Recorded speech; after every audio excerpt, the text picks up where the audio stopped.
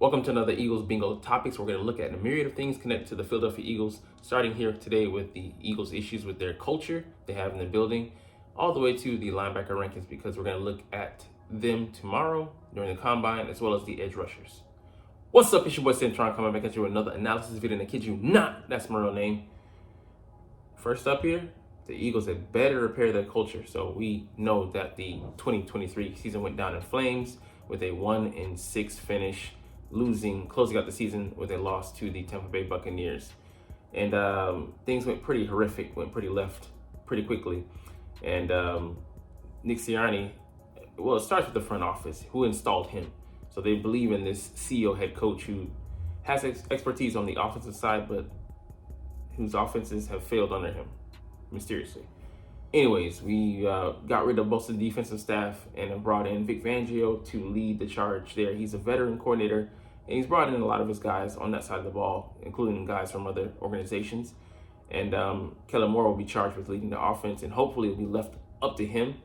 But, you know, their number one core value is connection. How do they connect with those guys? And I believe one of the issues is not bringing in a lot of free agents, you know, guys from other teams, but bringing in guys in the place where you're at, the combine, the draft. Homegrown talent is the answer. So these guys have been vetted by you. They're coming in, that you're young, they're sponges, and they're getting their first taste of professional football under your wing, under your watchful eye. So these should be guys that, you know, you can mold and shape, and they're not going to be cancerous, or they're going to be willing to buy into your program. And as we'll see in the next article, there were guys that, you know, were coming in that were kind of transient, who were, you know, fly-by-night guys. They're here for a good time, not a long time. And that affects, you know, the culture and the way that you can move and operate. And they can negatively impact the environment by being someone you can't trust. What do I mean? Let's go there. So there was a report that Nick Sirianni, Eagles coaches, played favorites during the season. And this should be a non-issue. Of course, there's going to be guys that, you know, have a certain status, you know, that comes with them being tenured there. And coaches are going to lean on them for leadership and such. This person is coming off as jealous. And I believe that is someone that wasn't producing as well. And not a lot of people did during the past season, but they said things like Jordan Mailata and Landon Dickerson were treated differently than Jason Kelsey and Lane Johnson. Their mistakes were unmentioned or excused. The same with Jordan Davis and Jalen Carter, opposed to Fletcher Cox and Brandon Graham. Those guys are going to hold themselves accountable. They hold themselves to a certain standard. And it's hard for me to believe that they would just shy off coaches, you know, like, hey, you can't talk to me. I've been here for 10 years plus. You know, I'm tenured. Something to that effect. They'll be the first to self-report, tell you that, hey, I'm not doing enough. I'm not getting this done. I need to be a harder coach. It's hard for me to believe, you know, those guys that helped us win a championship are unaccountable. It's coming from someone who just got here, or like I said before, isn't really vested in the program here. And if it's as this person says, who I call their credibility in the question to begin with, but we'll get to that a little bit later. Jalen Hurts and A.J. Brown and other people were given a faux pas as far as their mistakes go. I put that on the coaching staff. So Brian Johnson, Sean Desai, Nick Sirianni.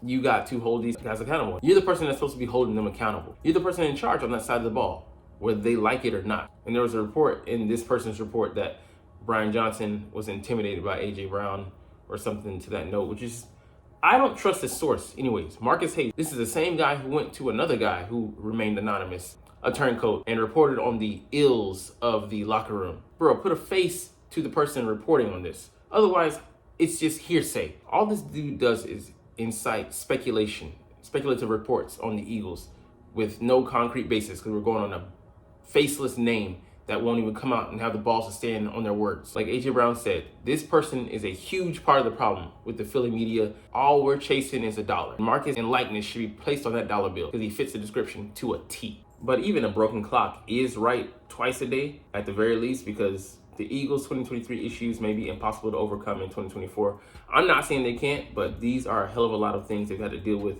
We just went over the past report where they're talking about, you know, what we're dealing with as far as the culture there. Yeah, Super Bowl loss, we were coming off. We lost both coordinators. The 10-1 start, but we were miserable during it. Sean Desai being strict with his play calling duties, which in that report, I will give the guy credit for this. We were seen as clowns around the league, according to one former NFL higher up, which just goes to show you how much of a show it was. Jalen Hurts and A.J. Brown ignoring the coach's play and improvising, showing you how bad it got. They felt the need to do that they weren't getting the support they needed by way of play design. Brown refusing to talk to the media because you guys are trash on the whole, and but also telling teammates to trust their coaches, which is, if he's having to tell you that, endemic of the problem. If we're needing to be told to do that, there's a huge problem to begin with. Craig Carton and his insane BS, trying to make some money. Derek Gunn hopefully exacerbating the influence of Big Dom, because if that's true, then that's a damning indictment on Nick Sirianni. Gunn also saying that, Hurts is distracted. It comes to the territory. He had to get used to that. It's going to be an adjustment period. But on the whole, it didn't impact his play. But yeah, these are some huge things, the hurdles to overcome. And yeah, they're kind of par for the course given the landscape of the NFL. But we dealt with more issues than, I would say, the majority of teams.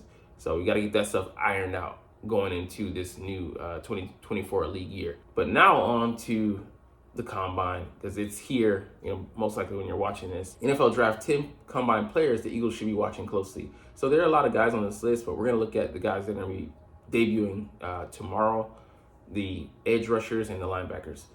Darius Robinson, I'm interested to see what he runs. He's 6'5", 286. I mean, if he runs in anything lower than 4.7, he's going to create a buzz at his size, the versatility, the tweener skill set. He could be a chief queen chess piece that you move all along the line there. Jeremiah Trotter Jr., obviously a linebacker that we're interested in, not just for the heritage, but he has some good traits, improved in pass coverage this past year, but also, he's just solid against the run.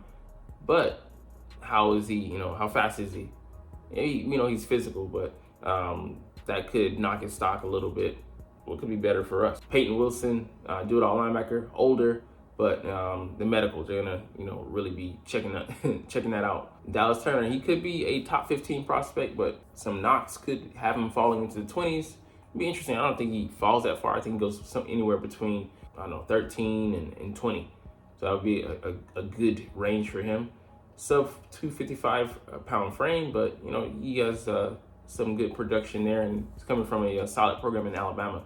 But what does he run, and how good is he in space? We'll have to see. But I wanted to go over some linebacking prospects, the top 10, you'd say, and some extras. It's always a position that the first come, first serve, because there's not an elite crop in the NFL or the college ranks, because it's hard to find these guys. There's some edge rushers mixed in. I'm going to ignore them. Look at mostly the pure linebackers, off the ball linebackers. Edgerrin Cooper, slated to be probably the top guy this year. 6'2", 6'3", lighter frame, but more modern day linebacker. Can run hit cover fast. He's going to run one of the faster times. We'll see. But let's see, Junior Colson, huge guy, 6'3", 247. Can cover some tight ends, but he's not the best in coverage, but he has some room for growth there, but might be a fast guy as well. We covered Peyton Wilson and Jeremiah Trotter. Cedric Gray, a guy who might be shooting up draft boards. Smaller, 6'1". He's going to be in the 230 to 240 pound range. And what does he run? I expect to be a little bit slower, but he gets there, and he can play in space, make some plays. Needs to improve in that area, but it's the modern NFL. You're not expecting the guy to be perfect. Underrated, maybe a later day 3 prospect, someone to keep an eye on. More of a heat-seeking missile, and athletic, but light, needs more experience. All right, let's look at a couple more guys here. So we got our top guys that we've already covered, but for me, this is the sleeper, Jalen Ford, out of Texas, 6'3", 235. So he's got good size, and he's gonna be, less twitchy. Not gonna run probably as fast as the other guys. We'll see how athletic he is, but man, he plays well in space. Good zone coverage defender, can drop, and he's always scanning with his eyes. He's got such good eyes, but has some inconsistent performances. But he did exceed 100 tackles and 10 tackles for loss each of the past 2 seasons. I think he's going to be a great value pick, somewhere there in the middle rounds. I'd love for the Eagles to get him, draft him, develop him, and he's my sleeper agent. And there's a couple more guys we're gonna look over. Let's see, Tyrese Knight out of UTEP. I'm interested to see like how he performs in the drills as well as his 40 time. Aaron Casey, a name to keep an eye on, maybe underrated, falls into that category. Trevin Wallace, is he gonna justify the hype? So just a couple guys at the linebacker that I'm looking at. You know, just a couple, a dozen, Baker's dozen. You know, who's counting? Anyways, that brings me to our last thing, our mock draft pick, which is quite interesting given the guys that we're looking at. He's coming from a group of guys that'll compete in a couple days. Kool-Aid McKinstry, you know, like he's like the other side of the pillow. He's cool, and he's just smooth. A guy who had some good numbers. 2022, he mostly got some of the stats, but the past year they were avoiding him. But he was covered the number 1, I believe, and so that gave Terrion Arnold the flexibility to cover the number 2 guy. I mean, 6'1", $195. Maybe he's gonna run in the 4.5s, but he breaks 4.4s. He breaks 4.5 and goes 4.4s anything. He's going to shoot up draft boards. Already, just a very steady, smooth guy. Doesn't panic. Keeps calm under pressure. If he get his head around a little bit more, he can maybe get some picks and produce more at the next level. We'll see. But I'll be interested to see how he does in the drills, especially when he's transitioning. So it'll confirm that he's just very smooth athlete. But the 40 time, they need to see that, or they want to see that, just to see if he's just that good at transitions, or is he taking just the right angles. Anyways, we'll get up out of here on that note, but you're not even watching though, but it's all good because I love making these videos and I love talking about the Eagles. So we'll try to introduce this, but as always, it's Fly Eagles Fly, and let's motherfucking go. Like, comment, share, subscribe if you want. Thanks for watching. Check me out at Cintron Anime, Cintron Life, or Cintron Laughs, or other social media.